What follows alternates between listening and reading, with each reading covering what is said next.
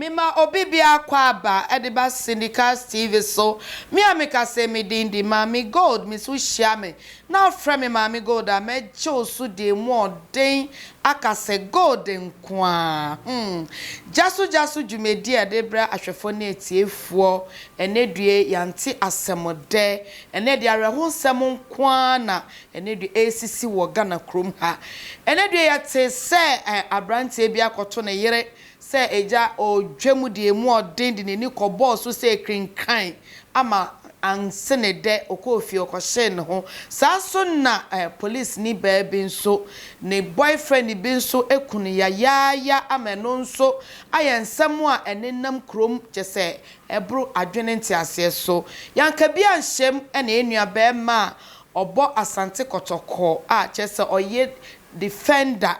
ni din ede Godfred Yeboah aka TV3 just say oye former footballer ewo Asante Kotoko na ene na waka nchine egu just wache neni ahwe ban amenedue Kotokofo just say Asante memu just ayedwadwa mankrofo bebre esu yie fi say wabeye bi amagana wabebo yie pa just say the way are not defend ball no na emu ode yie sanso na eagle prophet edin sembi akwa magana fo nyinara wenja nipa ba akukura wom so ya bofra se afi na o hye yefumu se oye hwan ensem okay na ne se obi bia wonim na wonim ode warning ena ede magana fo se wa wonim na wo be kasetia cathedral asam a president ka say Ekufuado ka say opese wo si na ojeje ntoboa so de besi no wa wonim wo be kasa fefin e de etia no wo be wu chese uwo ne de enya sam ketoa metwa me ho sima me ba me chechwe mu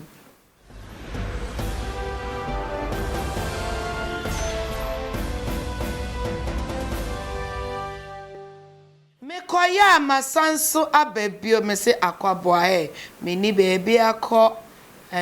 mini baby akọ sindikasha na mewu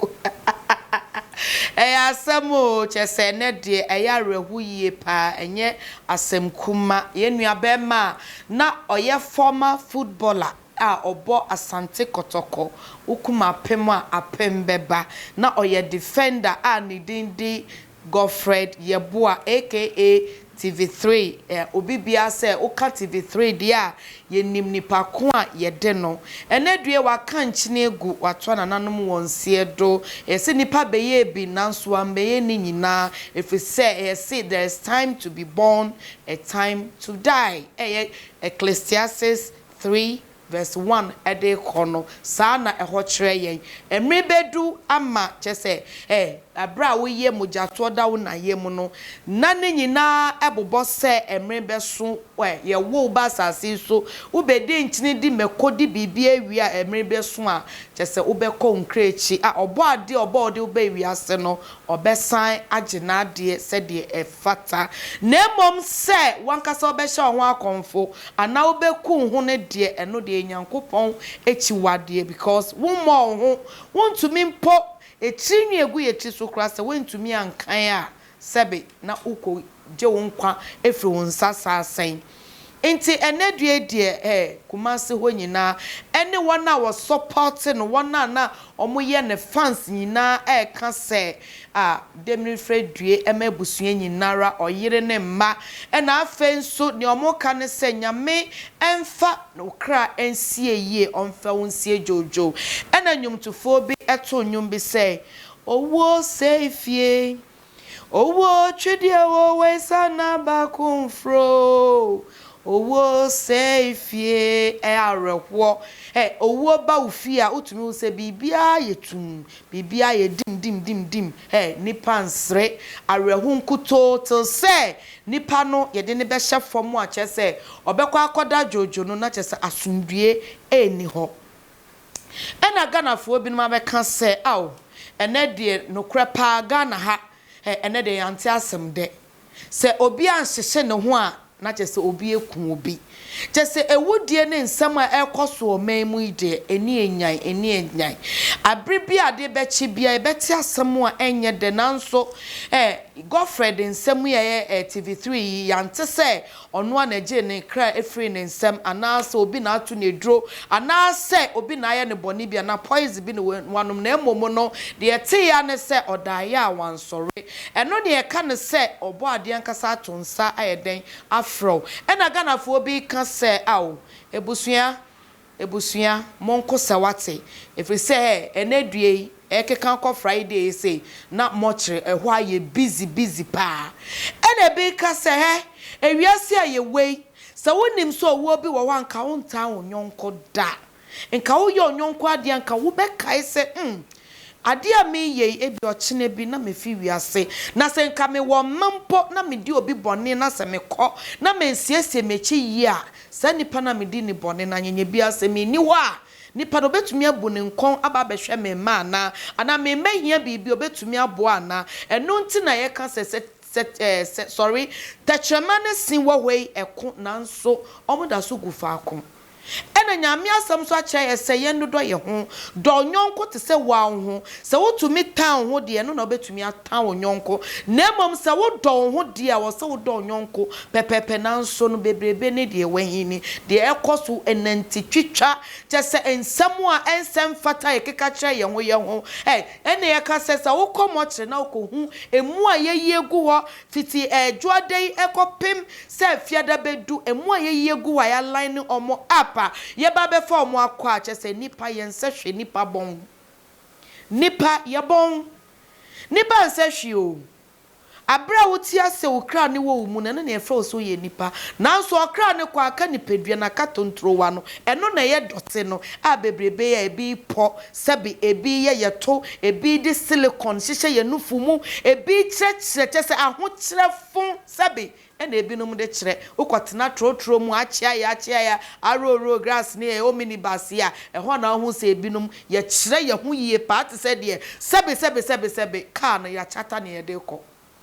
metu amen samsono eagle prophet ena ode nsem bia kwa magana fo nyina wenyi otwe wenyi adoa emfrim ne nsem nya ne se cathedral na president Akufo-Addo waye ne nani ase penten so obesi no wa wonim na obeka fon ana obeka asem boni bi afa ho no petuwo ena ebeto ena gana fo bi se eagle prophet are you correct? Are you all right? Is everything okay with you? Anyenye bia no obesi ka she obi botomu ana. Se wo ka sa de ne yi usike so ye prophet. Yes so ye eagle prophet. Eagle no kra so okode e wo de otu fanfa. Into otu de na se sika de abobede e wo wunsem. Prophet say ye wo ka asem a ye ka wo gana fo bi so mo ka wa asem bi o. Oni Kenny Gloria e wo ye no. Wo deny abofra wo bampo wo deny went to me pan akwala no. Kenny Gloria Babontin say a whole prophet such as say ukita story okita mu members bed ye wo one kasa wo ba went to me ahwe no e na wo ba be kan de ache Ghana for aha anya bia no president Akufo-Addo ka so besi cathedral no anya bia no obegina so no ye ne campaign no o ka kire Ghana for say obegige ntobo afiyensa e de akwa ma Ghana for je penen so manana ono no ka say about the free SHS by odiaba ono no so obesi cathedral enti wa sha say de also tumi di wie if we say oye president ono ye president ka say ono oni hiada ono sikemu ne ye wo no ofri ni maame ye beto se keka ne siketwa ne ho hia say goy na che say dollars ni pounds ni emu dutch ni wan ni nyina cedis ni po de no de small boy ena na ego no so onu atu ne numu to say taxi cromfu bi da yoke gari ondi bi da dokuno ondi bi da achia ya onu de debi oye dadaba enti no say dadaba to be bedi Ghana so ni no kan share Ghana phone crime say president woni sika de na just say onu de oba onfa ni sam bomski onfa ni sam bom saka debi nyafu no ndi Ghana sika enfa nya if you say ɔwɔ bibi papa bi a o de no nti no obetumi ese no nti na Ghanafoɔ kasa omoto abama no enti se wakasa de akwati se obi a wo se mi besi mansions na me de acheche ana me besi mansions na me de amama busuafoɔ anyanya bia wo kana we nsia obi yire wana eno nti we de enye by force enti ege professor wa asem bi kan woni ye papa president Ekufuado woni ne wa asem kana Ghanafoɔ de owu asem bre ye nso eno nso eni hwe he enti Ghanafoɔ bi no se so owu ni beba de be sate afi wo fie wona na kanso anim na etete ba de ba wo maso efi se nsama aka ne de wanka ne yie wankasa hwe Ghana se de nyomesi kɔ a sikeni o memu nkrofo te se youth ne nya adwuma po nye na se cathedral kwakosi e de mfaso de na de be bre Ghana en sorry a wo Ghana ha yatene mu awie na che se cathedral no se ne sebe yenua no muslim fo no omo ye Christians ana enti obejeje ntoboa no Christians so Muslim sebe omo so mbekọ asori ni bia na enti sa asem na oka ne de eno de Ghanafoɔ ne ne nya adwen enti Ghanafoɔ aba no mo ka o ma adwen a emfo wu asem ma mehye na anu e beto aba obe abonte be ka se da e beto aba no abato na emma so ne nso beto Ghana ma ebe se abato no nso no nyankopɔn pa ho ntoma ma that day na abato no kɔ so pepepe bebi anso gugu ye krapo na anya serious biasa enti ka no tum woni hwe ka ma Ghanafoɔ a Eagle Prophet ka wano tum mi enwene ye ho Ghana ha ene sebe nkom hyefo na mo so ya na mo hyehyɛ de ma Ghana mebu de mu ni mu ane se nipa bewu Moisha Budon na sebe na adwan atokyem no fe ne bom ne ho mpaye na ne ho nto no ewu de ekoso o memu de mo nka ho asem mo sorry a opese o trend opese wo din kwa echenti asem obeka ne na aye den na de na obenya efrim mo fama no nkeka nsempa engu oman ne so se de be oman ne bekọ anim cathedral ne sebe yakọ tontosa ne be tombeko ana se ye de mokoleju abekọ ho intima Ghanafoɔ na eka omo se ma bebi nda mebu nko mechi no ye nua be ma wanya ne bebi kọ Godfred Yeboa aka TV3 Ghanafoɔ se omo mabusuafo nyina yakọ nyame mfa okransi eye na omo kai wo abre na wo defend kotoko asante kotoko chese na wo defend ne na enye ye nua be me ya ono okobo over the bar de fa wiemu ya ye de sire no Ghana ha na ayana ne buafu yi make comment sam no na me che se ye nua be me na o defend asante kotoko ye pa se enye ye nua be ma asamu eja okobo penalty kra na enenam wiemu bebi a Ghanafoɔ be so ni mu but wo de wo ya ade ye na so asamu eja ye ma utu bebi bia wo sisi modern be ma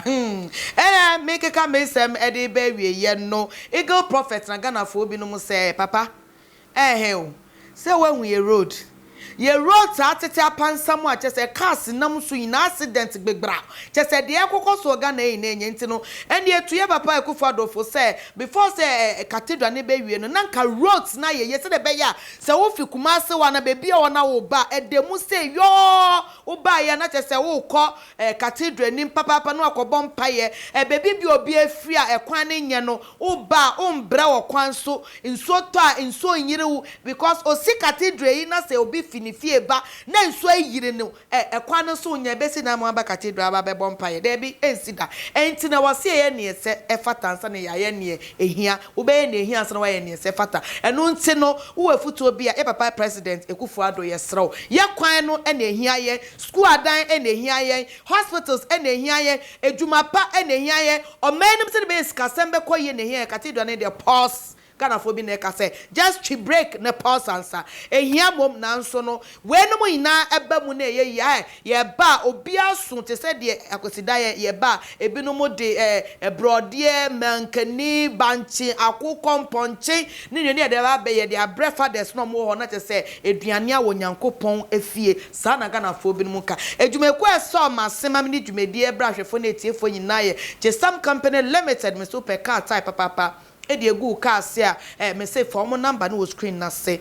o pese wo tubi uko tubi na uton a it's really affordable mo time no so di yie papa o de to ka ase a pumping there be accident free and one so name musa said the year kwan pansam je some company limited no mo time no enu na ehia wo say wo tubi na o de to ka ase o de to ase a no break no punch there be and na wig ye she meeting so no un say fe ye pa eno mama ye oba sima women of class papa instead me see me din masesa no me the sweet mommy gold has aka sexiest what you say because wig na mama is so sexy and pampa na omo number ni is 0244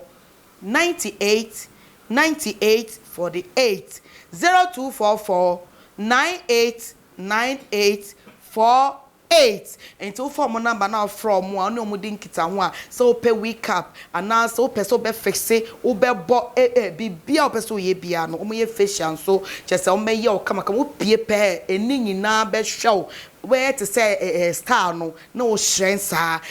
me de obi bia se mo a mo hwe Syndicast TV ma ho fama musika ne mu bibia no nyame nkosoa enhira mu nnwuma no nto supa emfengu mu nnwuma nyina so me de obi bia se makramo